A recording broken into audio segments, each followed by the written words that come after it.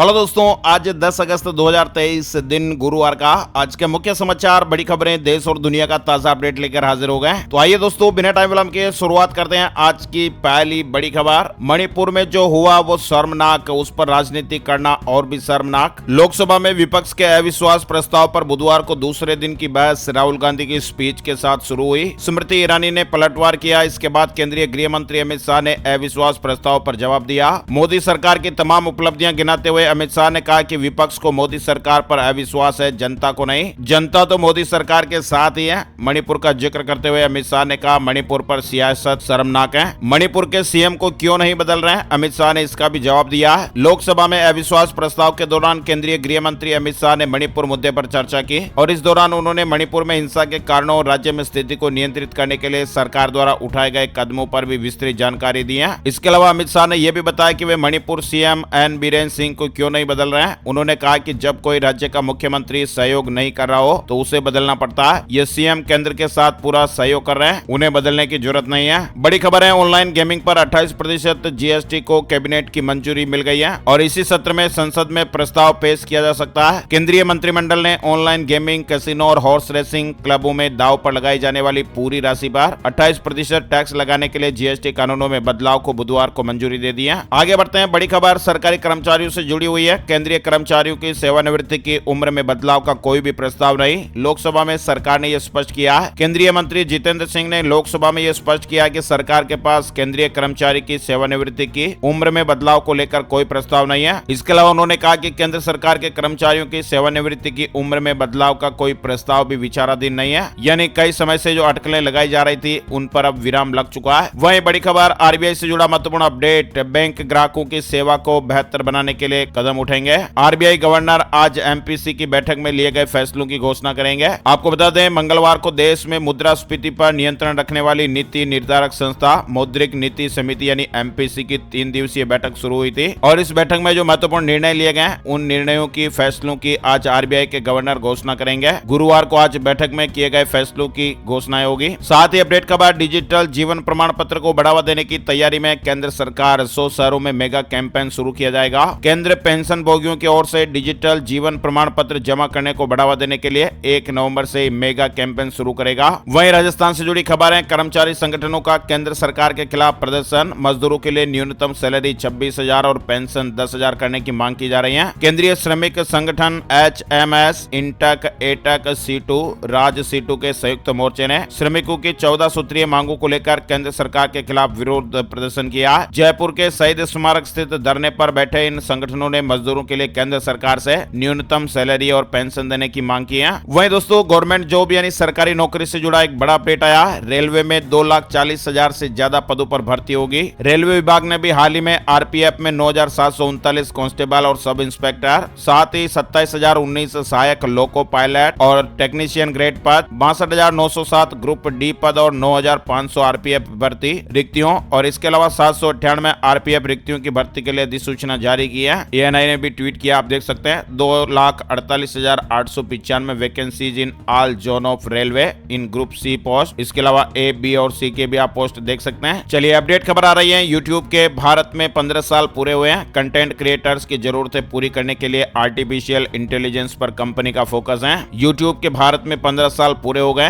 और इस मौके पर बुधवार को यूट्यूब इंडिया ने अपने फ्यूचर प्लान भी पेश किए। बड़ी खबर है, international MSME expo 2023 Pragati Maidan पर 10 अगस्त से रूस बतौर पार्टनर देश शामिल होगा। एमएसएमई डेवलपमेंट फोरम के ग्लोबल चेयरमैन रजनीश गोयनका ने बताया कि 3 दिवसीय 90वें इंडिया इंटरनेशनल एमएसएमई एक्सपो एवं समिट 2023 का आयोजन 10 से 12 अगस्त तक प्रगति मैदान में आयोजित होगा। वहीं हरियाणा सरकार ने महिलाओं को तोहफा दिया है। रक्षाबंधन पर रोडवेज की बसों में फ्री यात्रा कर सकेंगी महिलाएं। परिवहन विभाग के प्रस्ताव को सीएम की मंजूरी मिल गई है। 2 दिन यात्रा का लाभ मिलेगा, फ्री यात्रा होगी। हरियाणा सरकार ने रक्षाबंधन पर महिलाओं को फ्री यात्रा का तोहफा दे दिया है। वहीं आर्टिकल 370 पर सुप्रीम कोर्ट में सुनवाई का चौथा दिन रहा। सुब्रमण्यम बोले कि जम्मू कश्मीर भारत के बीच ये व्यवस्था एक समझौता थी, इसे खत्म नहीं किया जा सकता। दरअसल जम्मू कश्मीर से आर्टिकल 370 हटाने के फैसले को चुनौती देने वाली 23 याचिकाओं पर सुप्रीम कोर्ट में बुधवार 9 अगस्त को चौथे दिन सुनवाई हुई। बड़ी खबर है, गुजरात सरकार ने नई एसओपी घोषित की है। अब कॉलेजों में लीडरशिप, आरजे, मोबाइल रिपेयरिंग समेत 180 कोर्स पढ़ाए जाएंगे। केंद्र सरकार द्वारा घोषित नई राष्ट्रीय शिक्षा नीति के अनुसार राज्य सरकार सरकार ने सभी विश्वविद्यालयों और कॉलेजों के लिए नई एसओपी की घोषणा कर दी है, जिसके अनुसार अब कॉलेजों को प्रोफेशनल, बहुविषयक, कौशल वर्धक और मूल्यवान पाठ्यक्रम भी पढ़ाने होंगे। राजस्थान से जुड़ी बड़ी खबर आ रही है। सीएम अशोक गहलोत ने कहा है राजस्थान में जातिगत जनगणना होगी, ओबीसी आरक्षण 27% होगा, मूल ओबीसी को अलग से 6% कोटा मिलेगा। चुनावी साल में सीएम अशोक गहलोत ने राजस्थान में जातिगत जनगणना करवाने की घोषणा की है। साथ ही ओबीसी आरक्षण 21% से बढ़ाकर 27% करने और मूल ओबीसी के लिए अलग से 6% आरक्षण करने की घोषणा की है। गहलोत बांसवाड़ा के मानगढ़ धाम में विश्व आदिवासी दिवस पर हुई सभा में बोल रहे थे। साथ ही बड़ी खबर, वर्ल्ड कप का नया शेड्यूल 9 मैचों की तारीखों में बदलाव हो गया। भारत पाकिस्तान मैच 14 अक्टूबर को, इंग्लैंड पाकिस्तान अब 11 नवंबर को कोलकाता में भिड़ेंगे। बड़ी खबर, आयुष्मान भारत योजना में फर्जीवाड़े से जुड़ी बड़ी खबर आ रही है। एक मोबाइल नंबर से जुड़े 7.5 लाख लोग, एक आधार नंबर पर बने 2 कार्ड। सीएजी की रिपोर्ट में यह खुलासा हुआ। भारत के नियंत्रक और महालेखा परीक्षक सीएजी ने अपनी रिपोर्ट में खुलासा किया कि आयुष्मान भारत प्रधानमंत्री जन आरोग्य योजना में कई फर्जीवाड़े हुए हैं, जिनमें बेनिफिशियरी आइडेंटिफिकेशन सिस्टम यानी बीआईएस के जरिए सबसे बड़ी गड़बड़ी ये सामने आई है कि योजना के लगभग 7.5 लाख लाभार्थियों का मोबाइल नंबर एक ही था। सीएजी ने अपनी रिपोर्ट 8 अगस्त को लोकसभा में पेश की है, जिसमें सितंबर 2018 से मार्च 2021 तक के परफॉर्मेंस ऑडिट रिजल्ट जारी किए गए। वहीं बड़ी खबर, ज्ञानवापी सर्वे के खिलाफ फिर से याचिका, जिला अदालत 17 अगस्त को करेगी सुनवाई, कहा मीडिया कवरेज करने से बाज आए। ज्ञानवापी में एएसआई सर्वे पर रोक के लिए बुधवार को मुस्लिम पक्ष एक बार फिर कोर्ट पहुंचा।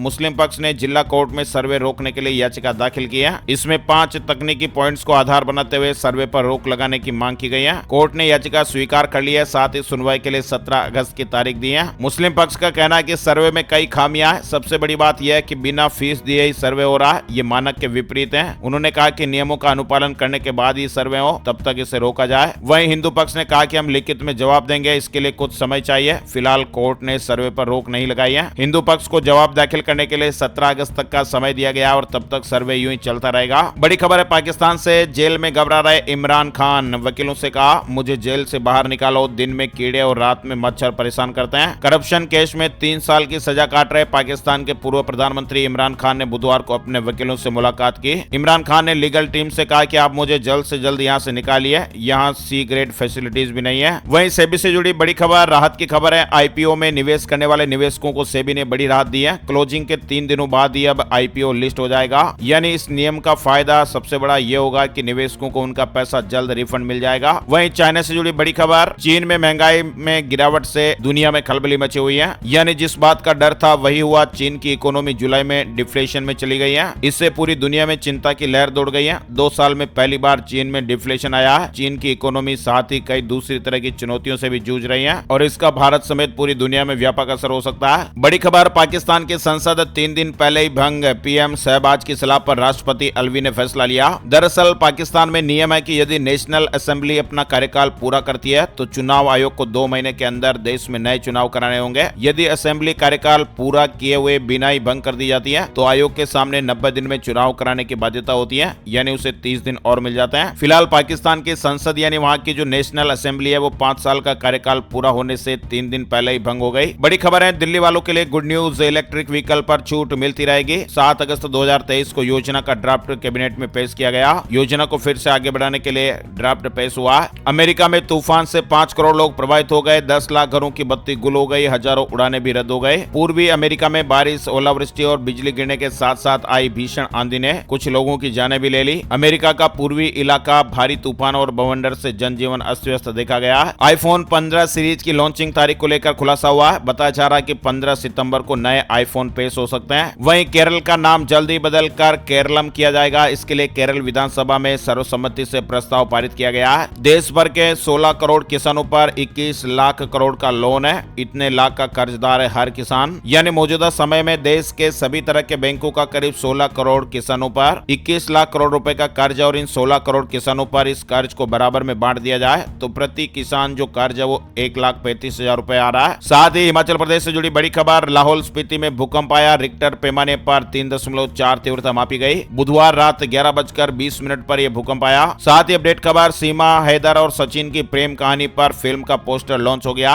ऑडिशन सोशल मीडिया पर वायरल हुआ। सीमा हैदर और सचिन की लव स्टोरी की चर्चाएं अभी भी सुर्खियां बनी हुई है। दोनों की प्रेम कहानी पर एक फिल्म बन रही है जिसका नाम कराची टू नोएडा है और इस फिल्म का पोस्टर भी जारी हो गया है। बड़ी खबर, राजस्थान में इंदिरा गांधी स्मार्ट स्मार्टफोन योजना की शुरुआत आज से होने जा रही है। सीएम अशोक गहलोत शुभारंभ करेंगे। राजस्थान के मुख्यमंत्री अशोक गहलोत गुरुवार दोपहर बिड़ला सभागार में इंदिरा गांधी स्मार्टफोन योजना का शुभारंभ करेंगे। मुख्यमंत्री चिरंजीवी परिवार की महिला मुखियाओं को स्मार्टफोन और इंटरनेट कनेक्टिविटी के साथ सिम कार्ड वितरित करेंगे। यानी राजस्थान में आज से ही महिलाओं को फ्री स्मार्टफोन मिलने की शुरुआत हो जाएगी। लाभार्थी के सरकारी ई वॉलेट में पैसा आ जाएगा। राज्य सरकार द्वारा कुल 6,800 रुपए हाथों हाथ ट्रांसफर कर दिए जाएंगे। इस राशि का उपयोग करके लाभार्थी पूर्व में चयन किए गए मोबाइल फोन और सिम काउंटर से ले सकेंगे। तेलंगाना सरकार ने पिछड़े वर्गों को आर्थिक रूप से सशक्त बनाने के लिए बीसी बंधु की शुरुआत की है। व्हाट्सएप की जगह लेगा बीप पाकिस्तान। पाकिस्तान ने तैयार किया अपना पहला इंस्टेंट मैसेजिंग ऐप। यानी पाकिस्तान ने व्हाट्सएप की जगह इंस्टेंट मैसेजिंग ऐप का एक नया विकल्प लॉन्च किया है और इस नए मैसेजिंग ऐप का नाम बीप पाकिस्तान है। राजस्थान विधानसभा चुनाव 2023 की तारीखों के ऐलान से पहले बीएसपी ने प्रत्याशी घोषित किया है। राजस्थान 15 अगस्त तक के लिए टूरिस्ट से फुल। कर्नाटक, गुजरात, महाराष्ट्र, पश्चिम बंगाल और उत्तर प्रदेश से पर्यटक आ रहे हैं। राजस्थान में घरेलू पर्यटकों की संख्या में पिछले सालों की तुलना में 394% की वृद्धि हुई है।